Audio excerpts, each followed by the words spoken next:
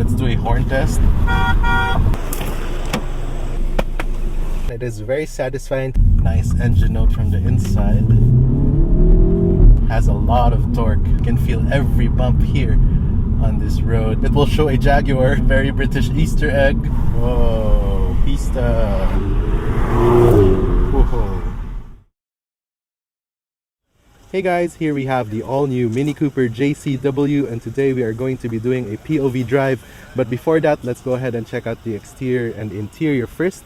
I have the key here with me. It is a stylish and sleek key fob. You have the Mini logo here that doubles as the lock button, and you have your unlock, trunk release, and side lights button here on the side of the key fob. To unlock it, just press this button, and the DRLs will do an animation which you can customize on the center infotainment display as we move into interior later. But first, let's focus on the front. This being the JCW means that it will receive more aggressive styling, like this larger grille as compared to the S. It is functional, so you can see some exposed vents right here for cooling. You also get a blacked out Mini logo and these interesting hood stripes that fades away as it moves towards the grille. You also get 18-inch alloy wheels with two 1545 tires and these John Cooper work specific rims together with those brakes. Still retains that classic Mini silhouette with an upright C-pillar and compact dimensions and short overhangs and just clean body lines all throughout. That contrasting roof also gets this panoramic sunroof that helps brighten up the cabin. As we move towards the rear, you can see an all-new taillight design. These are also LED with these matrix style design that when you unlock the vehicle, it will also do an animation. Pretty neat.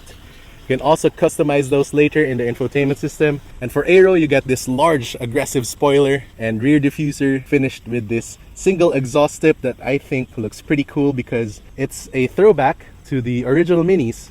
To finish it off, you get a John Cooper Works badge right there. Let's check out the boot space. This is the cargo space that you get for the Mini Cooper JCW. Kind of the same with the regular Mini Cooper. Pretty adequate for its size, I would say. And you get 60/40 rear folding seats so that you can maximize your cargo space. There's no power tailgate, so you just have a grab handle right here to close it there. It has smart keyless entry and exit, so just have the key in your pocket and find the touchpads on the door handles. Now it's unlocked. To lock it, just press this ridge right here and it will lock the vehicle. To enter, just touch the door handle and it is now unlocked. To move towards the rear seats, there's a lever here on the back of the seats. You get a power adjustable driver's seat with 2-person memory. You move the seat back and it will return to its previous setting. This is set to my driving position. Now I just have enough legroom. Footroom I have decent amount, although it will still depend on the driver if they can still move a bit forward just for rear passenger space. As for headroom, I have this much. Thanks to the upright body of the vehicle, there's an adequate room back here. There's also this panoramic sunroof that I mentioned earlier, and you can manually open it here from the rear or close it. Rear amenities include this single cup holder and some speakers. You don't get a center armrest, and this is strictly a 4-seater vehicle. This is a view of the dash with that minimalist design. More into that as we move towards the front. Alright, getting in and out is fairly easy thanks to the large doors.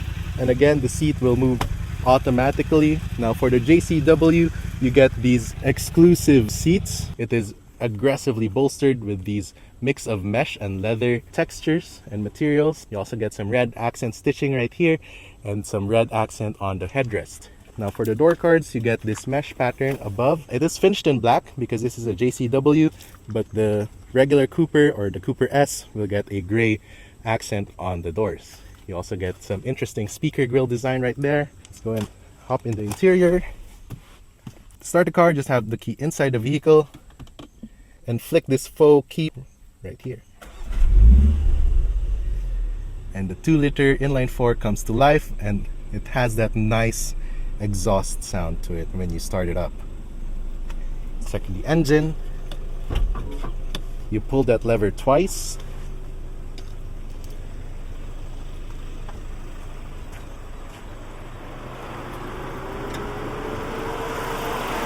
Here it is, the 2-liter 4-cylinder turbocharged engine making 231 horsepower, made it to a 7-speed DCT. Pretty powerful engine. As with every Mini, it has that clamshell hood design. Let's twist it up. Very solid.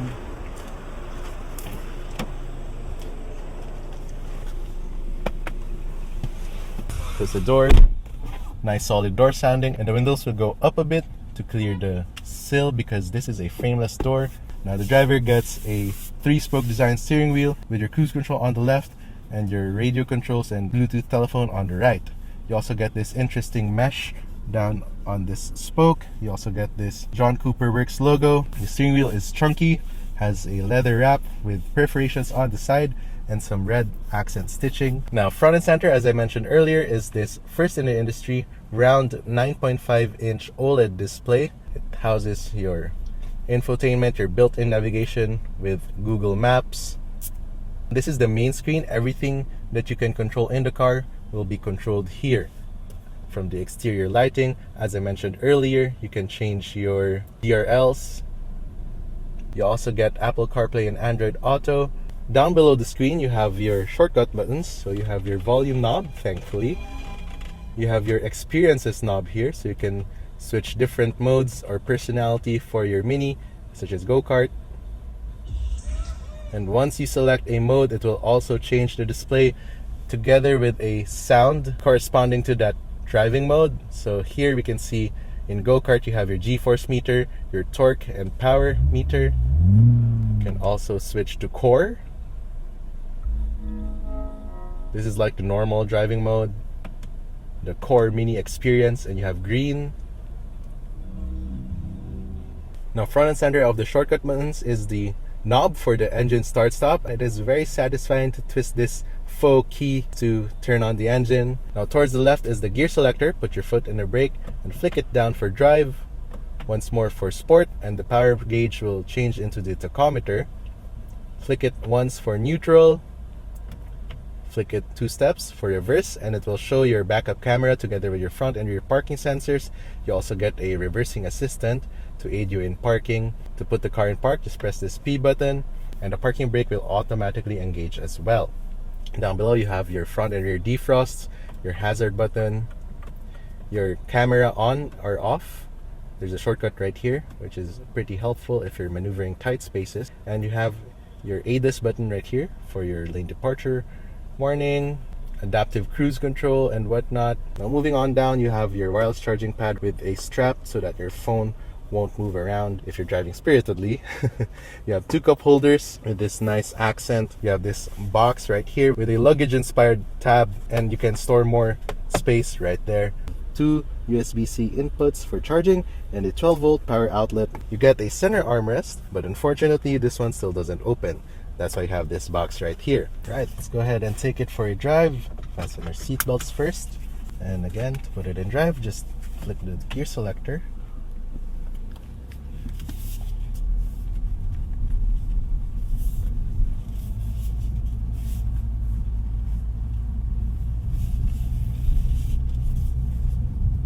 Currently we are in the go-kart setting, and the steering feels a bit firm.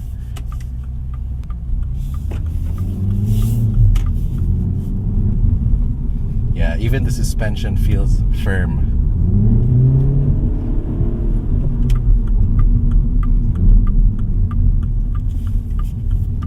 You can hear a nice engine note from the inside.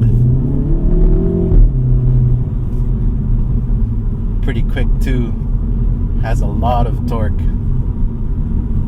and fairly responsive. Now the suspension is on the very firm side because you can feel every bump here on this road. The driver gets a heads-up display so you can easily see vehicle information in front of you because you don't have analog gauges like you used to.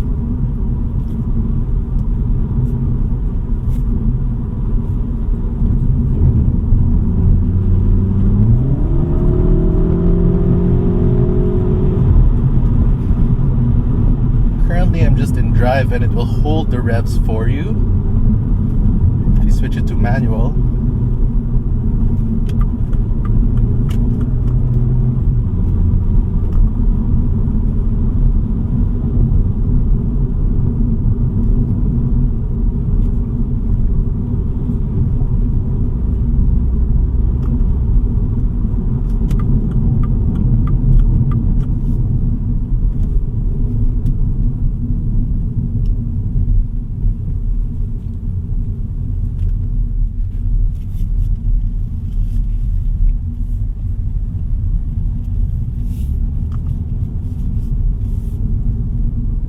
Can also switch the transmission to its sportier setting. So right now we are in manual mode. In sport, you'll be able to see your gear here on the screen. Now I would like it on the heads-up display as well. Can't view it here.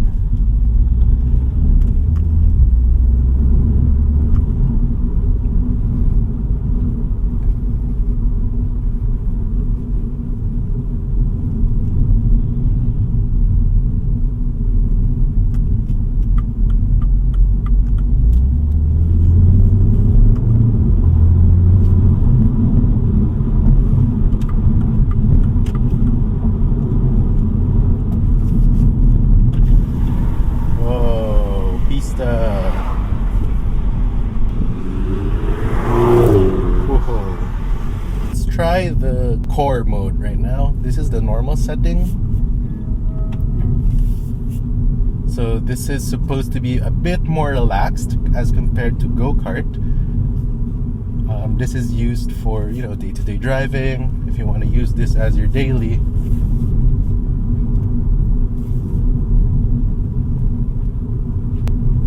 Steering feel, even in core, feels firm still, but again, the ride quality of this one, it's pretty firm. So if you're trying to daily this, you might want to book a test drive to see for yourself how it would feel like on these bumpy conditions.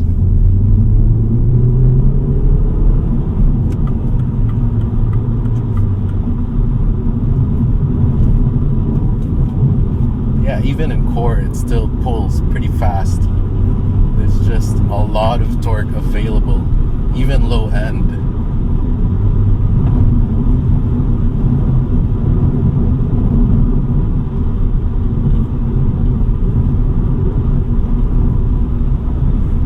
There's a bit of body roll, but still feels planted.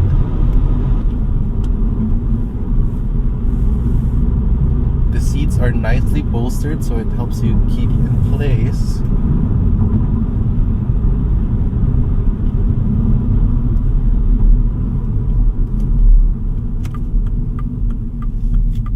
Let's try and go-kart.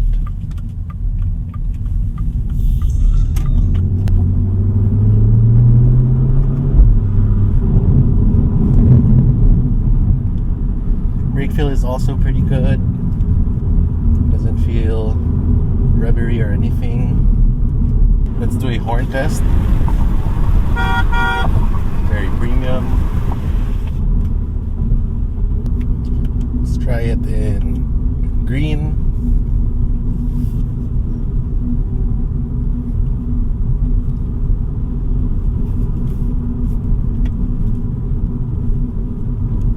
This mode is supposed to help us save fuel, even though this is a high-performance hatchback.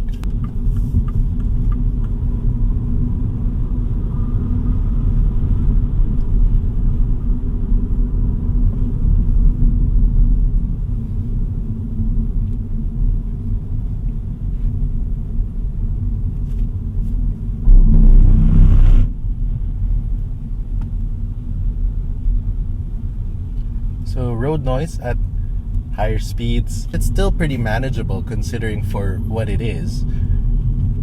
It's not too harsh on the inside. Currently in efficient, it will show you a hummingbird, but if you press on the throttle or drive spiritedly, it will show a jaguar. A very British Easter egg.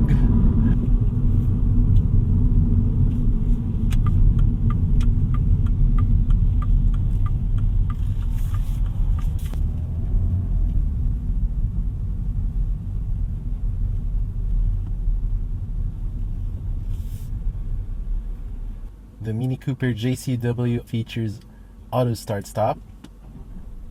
So when you're coming into a stop, the engine will turn off for fuel efficiency. And when you press on the throttle, it will instantly come back to life. Okay, to put the car in park, just press this P button and it will automatically engage the parking brake. And to turn off the car, flick this start stop button, or the knob rather, and the car is now turned off. Alright guys, that was a POV drive of the Mini Cooper JCW. If you enjoyed this video, please leave a like and don't forget to subscribe to the channel to be notified once I upload a new video. This has been TJ. I'll see you in the next video. Thanks for watching.